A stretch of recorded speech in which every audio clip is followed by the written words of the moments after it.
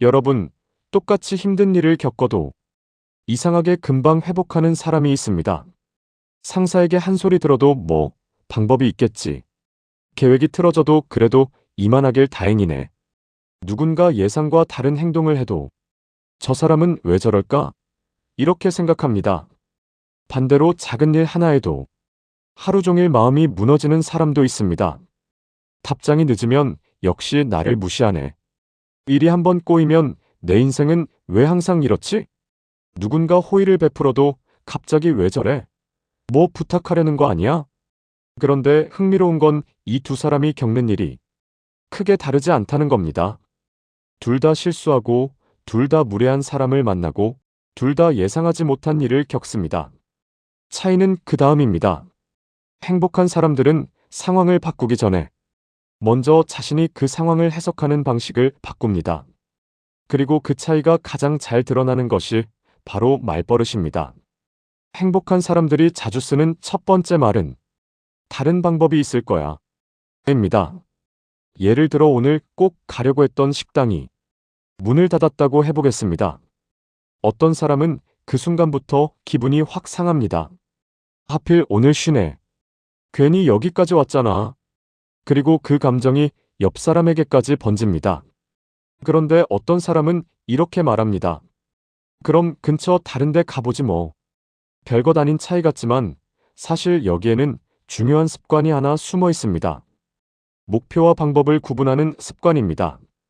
내가 정말 원했던 건 그 식당 자체였을까요? 아니면 맛있는 걸 먹으며 좋은 시간을 보내고 싶었던 걸까요? 우리는 종종 방법 하나가 틀어졌을 뿐인데 내가 원했던 것 전체를 잃었다고 느낍니다. 회사에서 원하던 부서로 이동하지 못하면 내 커리어는 끝났어. 소개팅이 잘 안 되면 나는 연애랑 안 맞나 봐. 계획했던 일이 조금 늦어지면 역시 나는 꾸준히 뭘 못해. 그런데 삶에는 생각보다 우회로가 많습니다. 그래서 일이 막혔을 때는 왜 안 되지? 보다 내가 원했던 게 정확히 뭐였지? 라고 물어보는 게 좋습니다. 원하는 것이 분명해지면 방법은 의외로 여러 개가 보이기 시작합니다. 두 번째로 도움이 되는 말은 이 일에서 내가 건질 수 있는 건 뭘까? 입니다. 실패를 겪으면 우리는 자꾸 손실만 계산합니다. 시간을 잃었다. 돈을 잃었다. 기회를 놓쳤다. 사람을 잘못 믿었다. 그런데 이미 일어난 일을 되돌릴 수 없다면 그 다음으로 할 수 있는 건 그 경험에서 무엇을 가져갈지 정하는 겁니다. 예를 들어 사람을 잘못 믿어서 크게 실망했다고 해보겠습니다. 역시 사람은 믿으면 안 돼. 라는 결론을 내릴 수도 있습니다. 하지만 그렇게 되면 한 사람에게 받은 상처 때문에 앞으로 만날 모든 사람에게 문을 닫아버리게 됩니다. 조금 다르게 보면 나는 어떤 신호를 무시했지? 다음에는 무엇을 확인해야 하지? 어디까지 믿고 어디부터는 확인해야 할까? 이렇게 바꿀 수도 있습니다. 그러면 상처가 단순한 상처로만 남지 않고 앞으로의 나를 지켜주는 기준이 됩니다. 행복한 사람은 안 좋은 일을 좋은 일이라고 우기지 않습니다. 대신 이 일을 그냥 손해로 끝낼 것인지 아니면 경험으로 남길 것인지를 선택하는 편에 가깝습니다. 세 번째는 조금 의외로 단순합니다. 힘든 날에는 작은 보상을 미리 정해두는 겁니다. 사람은 끝이 보이지 않을 때 가장 지칩니다. 월요일 아침부터 이번 주 어떻게 버티지? 라고 생각하면 벌써 피곤합니다. 그런데 수요일 저녁에는 내가 좋아하는 거 먹어야지. 금요일 퇴근하고 영화 한 편 봐야지. 이 일 끝내고 집에 가서 아무것도 안 해야지. 이렇게 하루 중 작은 즐거움을 하나 정해두면 뇌가 지금의 힘듦만 바라보지 않게 됩니다. 대단한 보상일 필요도 없습니다. 좋아하는 커피 한 잔, 산책 20분, 먹고 싶었던 디저트, 좋아하는 영상 한 편 정도면 충분합니다. 특히 힘든 시기에는 거창한 행복보다 이런 작은 기대가 훨씬 중요할 때가 있습니다. 네 번째는 그래도 여기까지는 괜찮다 라고 말해보는 겁니다. 우리는 안 좋은 일이 생기면 자동으로 최악까지 생각합니다. 한번 실수하면 회사에서 나를 안 좋게 보겠지. 거기서 끝나지 않고 평가 망하겠다. 진급도 안 되겠다. 여기 계속 다닐 수 있나? 몇 분 만에 머릿속에서 인생이 끝까지 갑니다. 아직 일어나지 않은 최악을 이미 일어난 것처럼 느끼는 겁니다. 그럴 때 필요한 건 무조건 괜찮아 라고 외치는 게 아닙니다. 오히려 현실적으로 끊어주는 게 좋습니다. 실수한 건 맞다. 혼날 수도 있다. 하지만 지금 확인된 건 여기까지다. 이렇게요. 행복한 사람들은 상황을 작게 보는 게 아니라 상황을 실제 크기 이상으로 키우지 않는 능력이 있습니다. 그리고 여기서부터 사람 관계가 들어갑니다. 우리가 하루 동안 받는 스트레스 중 상당수는 사건 자체보다 사람의 말과 행동에서 옵니다. 메시지를 보냈는데 답이 없습니다. 그냥 답장이 없는 게 사실입니다. 그런데 머릿속에서는 이야기가 시작됩니다. 기분 나쁜가? 내가 뭐 잘못했나? 일부러 무시하나? 그리고 2시간쯤 지나면 상대와 아무 대화도 하지 않았는데 혼자 관계 하나를 끝내놓기도 합니다. 이럴 때 쓸 수 있는 아주 좋은 질문이 있습니다. 내가 지금 알고 있는 사실은 어디까지지? 답장이 없다. 여기까지는 사실입니다. 나를 싫어한다. 화가 났다. 일부러 무시한다. 여기부터는 해석입니다. 이 둘을 분리하는 것만으로도 관계에서 생기는 불필요한 감정 소비가 상당히 줄어듭니다. 우리 뇌는 빈칸을 그냥 두는 걸 별로 좋아하지 않습니다. 그래서 정보가 부족하면 과거의 경험으로 빈칸을 채웁니다. 어릴 때 자주 무시당했던 사람은 또 나를 무시하네 라고 해석하기 쉽고, 배신당한 경험이 많은 사람은 뭔가 숨기는 게 있겠지 라고 생각하기 쉽습니다. 결국 우리가 현재를 보고 있다고 생각하지만 사실은 과거의 필터로 현재를 보고 있을 때가 많습니다. 그래서 유독 어떤 상황에서 감정이 크게 올라온다면 이 질문을 한번 해보세요. 이 감정이 정말 오늘 일 때문에 100% 생긴 걸까? 현재의 사건은 작았는데 내 반응이 지나치게 크다면 그 안에는 예전부터 해결되지 않은 감정이 함께 들어있을 수도 있습니다. 예를 들어 회사 사람들이 나만 빼고 점심을 먹으러 갔습니다. 서운할 수 있습니다. 그런데 그 일 하나 때문에 하루 종일 아무 일도 못하고 나는 어디에서든 결국 혼자가 돼 라는 생각까지 간다면 오늘의 점심 문제가 아니라 예전의 외로움까지 같이 올라온 건 아닌지 살펴볼 필요가 있습니다. 이걸 알아차리는 것만으로도 굉장히 큰 변화가 시작됩니다. 내가 예민한 사람이구나 로 끝내는 게 아니라, 아, 이 상황이 내 옛날 상처를 건드리는구나 라고 볼 수 있기 때문입니다. 그리고 사람의 말을 자꾸 부정적으로 해석하는 분들에게는 한 가지 연습을 추천하고 싶습니다. 바로 좋은 의도의 가능성을 10%만 남겨두는 것입니다. 누가 요즘 많이 바쁜가 봐요 라고 말했을 때 내가 연락 안 했다고 뭐라 하는 건가? 가 바로 떠오를 수 있습니다. 그런데 10%만 열어두는 겁니다. 진짜 걱정돼서 물어본 걸 수도 있지 않을까?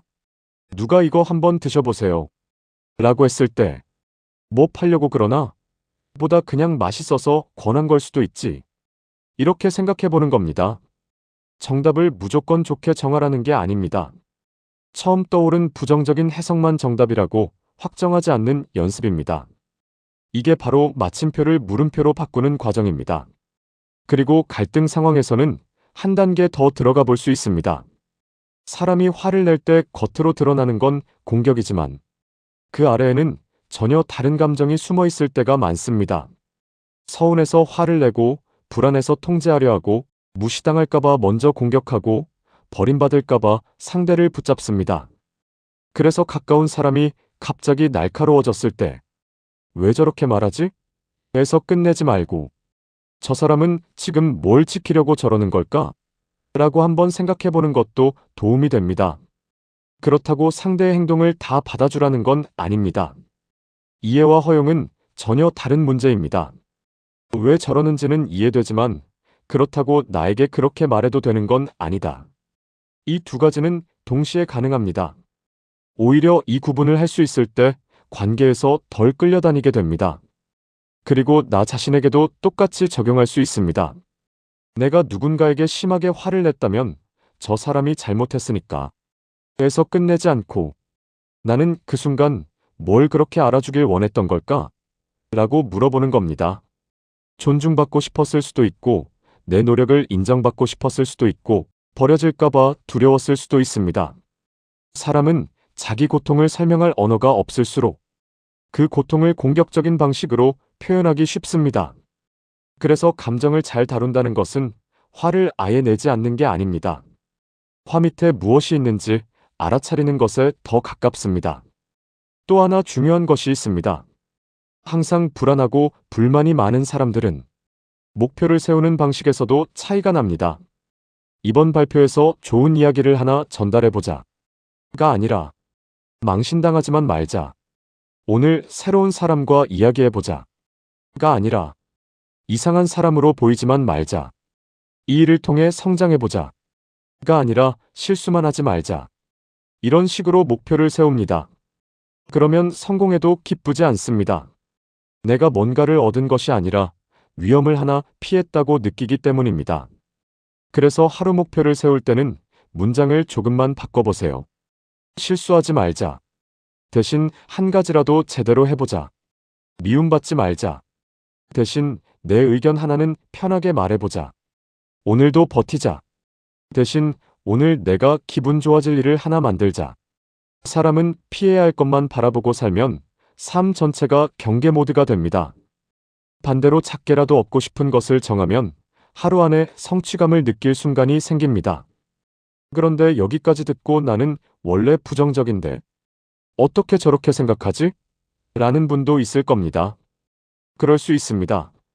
어릴 때부터 어떤 말을 듣고 자랐는지, 어떤 관계를 경험했는지, 실패했을 때 위로받았는지, 비난받았는지에 따라 우리가 자동으로 떠올리는 생각은 굉장히 달라집니다. 그래서 중요한 건 첫 생각을 완벽하게 바꾸는 게 아닙니다. 첫 생각은 자동으로 튀어나올 수 있습니다. 망했다. 또 나야. 쟤가 날 무시했어. 여기까지는 괜찮습니다. 중요한 건 그 다음입니다. 두 번째 생각을 하나 더 붙이는 겁니다. 잠깐, 정말 끝난 건가? 내가 모르는 다른 이유가 있을 수도 있지. 지금 내가 할 수 있는 건 뭐지? 이게 훈련입니다.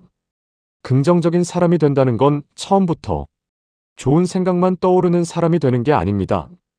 부정적인 생각이 떠올랐을 때 거기에 끌려가지 않고 다른 생각을 하나 더 만들어낼 수 있는 사람이 되는 겁니다.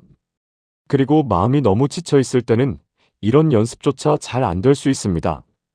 그럴 때 나는 왜 이것도 못하지? 라고 자책할 필요는 없습니다. 마음속에 쌓인 게 너무 많으면 좋은 말도 들어오지 않습니다. 그럴 때는 채우는 것보다 먼저 비우는 게 필요합니다.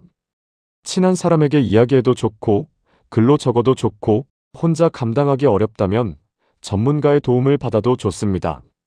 내가 지금 필요한 게 긍정적으로 생각하는 연습인지, 아니면 그동안 쌓인 감정을 충분히 꺼내는 것인지 구분하는 것도 중요합니다. 마지막으로 우리가 가장 쉽게 바꿀 수 있는 환경이 하나 있습니다.